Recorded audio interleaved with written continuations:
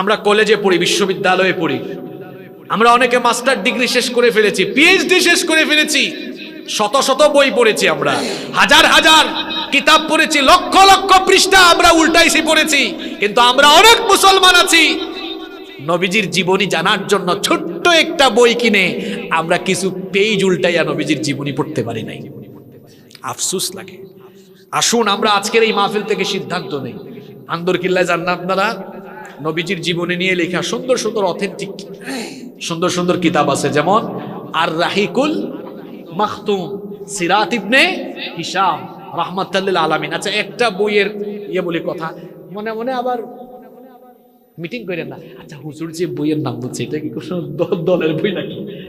না, এটা আন্তর্জাতিকভাবে সিরাতের কম্পিটিশন হয়েছে, অর্থাৎ নবীজির জীবনী এর উপরে একটা আন্তর্জাতিক কম্পিটিশন হয়েছিল। ওই আন্তর্জাতিক কম্পিটিশনে এই বইটা